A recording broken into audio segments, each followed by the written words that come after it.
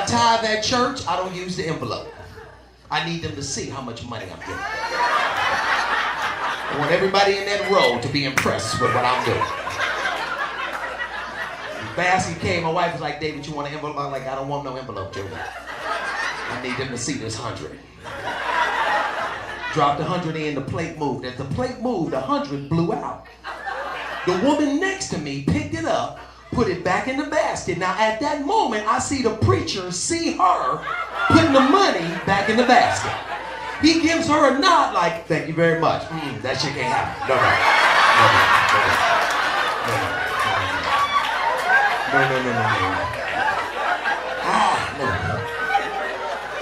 As soon as the service is over, I beelined it to the back. My wife was like, where are you going, David? I said, I'm going to talk to the man, Julie. She said, David, don't embarrass me. I said, Julie, let it happen. I went in the back. I said, listen, excuse me, Your Honor. Can I talk to you for a second? I said, I noticed that when the money collectors was picking up the money, he said, you mean the ushers? I said, don't correct me. The niggas with the gloves. You know who fucking talking about. I noticed that when they was getting the money, you saw Sister Badwig put 100 back in the plate, and you gave her a nod. He said, well, that's a very generous gift. I said, yeah, but I don't want to be petty. But that was me. He said, what do you want me to do, David? I said, I'm just saying, when you talk to God, I need you to let him know that I'm the one that gave the 100, because I'm going to do some bad shit this week. I'm going to need my $100 worth of forgiveness.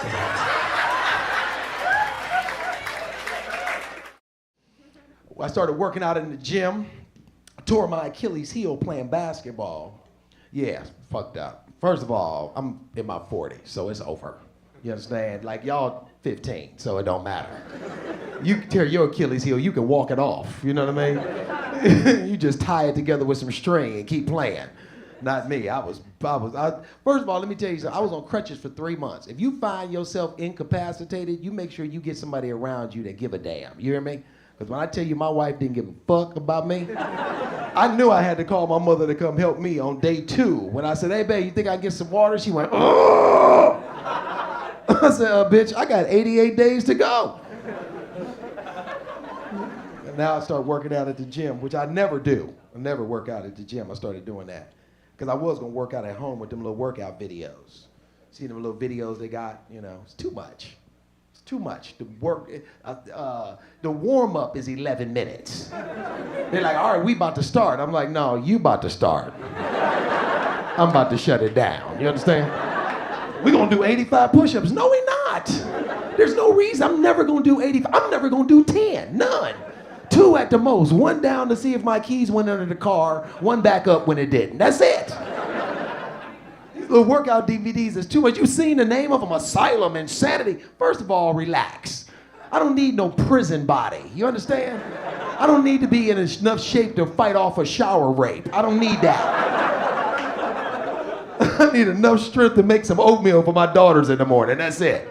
My workout video need to be called Do What You Feel. That's what I need. Fuck it. Feel like doing 3 push-ups? Do it. Shut it down. That was a good day. Ain't nobody gonna be doing all that working out. The thought of hearing your parents destroys your soul, don't it? When I tell you my parents didn't give a about me coming up. My room was next to theirs. They was in their they didn't have no kids. You understand? In the middle of the night, you want it? Oh, I want it. If you got it, then give it to me. Here it come, nigga, here it come. I'm like, what the is going on in there? I'm trying to grow up in here. What are y'all doing? I gotta go to church the next day and look at my mother catch the Holy Spirit.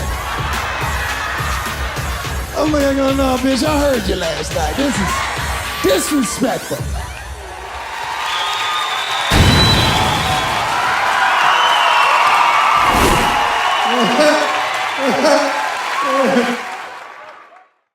My stepfather didn't have no job, wasn't getting no job, and fuck anybody who told him he better get a job.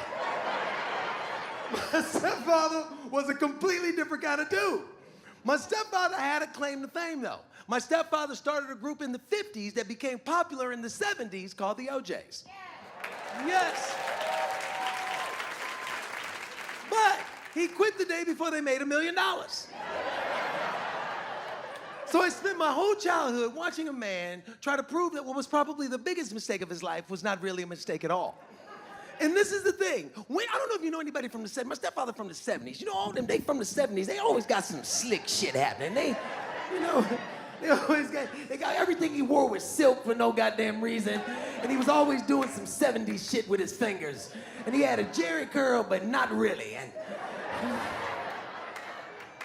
my stepfather, he was cool. And, he would talk down to you, because, nigga, I started the OJs. Nigga, you didn't.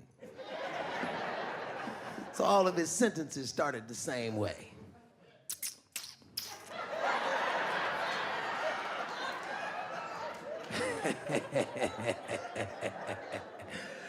No, nigga, no. I remember saying to my mother, why you got me in here? And we grew up with a lot of rules with my stepfather. One of the biggest rules that we grew up, me and my 3 younger sisters, was 1 glass of juice per kid per day. Everything after that, drink water. That was the rule. And you couldn't get around this rule because he had drink tickets that he would pass out in the morning. You wake up, come downstairs, he's standing right there. Good morning, there's your drink ticket. Fuck that off however you like. I was a smart kid. I would save up all my drink tickets to the end of the week. Come in there on Friday, put them on the table. Bam, got 5 drink tickets, need 5 glasses of juice.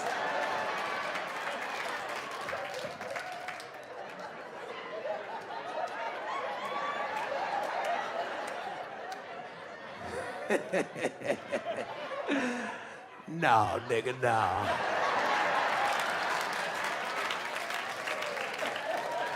Today's drink ticket color, David, is blue. None of this is that. Drink water. And I was like, I hate it here. And for the life of me, I could not understand why this man was so cheap. And then one day it hit me. He was not cheap. He was broke.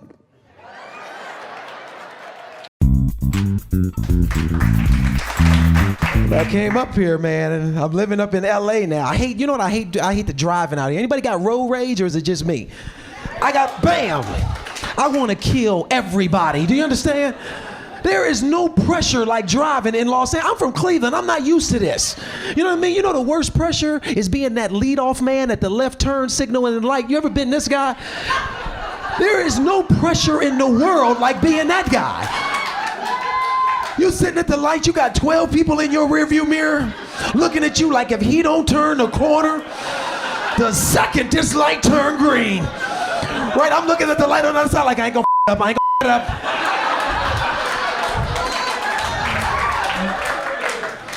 Right, you know what I mean? Because I've been guy number 12. You ever been guy number 12? You angry just because you know you got 11 people in front of you. And you know anybody's hesitation gonna cost you your chance of making that light. Soon as the light turned green, I turned into a cheerleader. Go, go, go, go, go!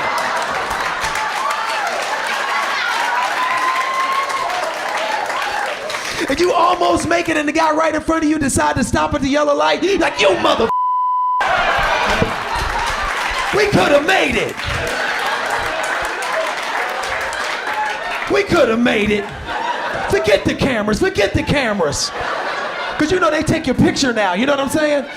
You ever get your picture taken of you breaking the law? They send it to you, look like you're going over one of them hills at the roller coaster. Right, you're failing.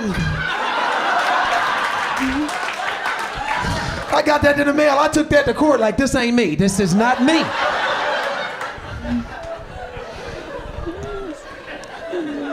You ever see this group of people over here that want to merge in? They be sitting right there waiting to merge in. That's the most humble group of drivers you'll ever see. I don't want to let them in. When I get up on them, I turn my body in the seat just a little bit. I'm like, I don't see you over there. You tell all your friends in the car, don't nobody look at them. Don't look at them.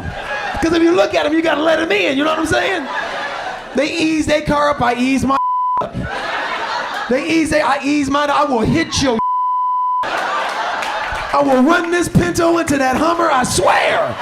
Move it again, move it again.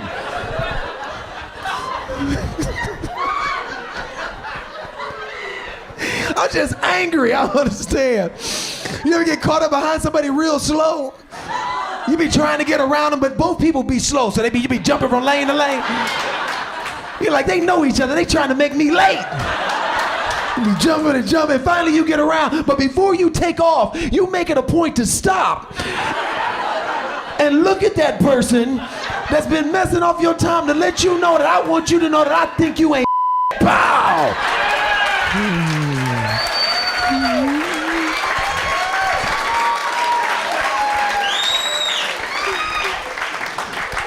I did this the other day. I shot around this guy, but then I got caught at the light like 20 feet ahead.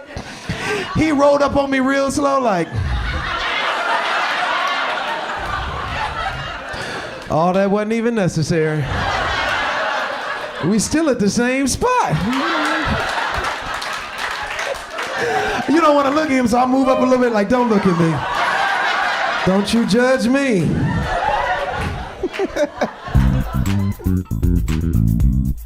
The problem is the playground is too soft. That's the problem. Playground is way too, when I came up, the playground was made of asphalt. Playground was made of concrete. It was glass on the playground. You would fall, bust your knee, bleed, get up and keep going and play again. Have you been to a playground today? Especially in these nice neighborhoods, the ground is a sponge. They have changed the fabric of the earth to protect these kids. And now they just skipping through life like great. Just, oh my God.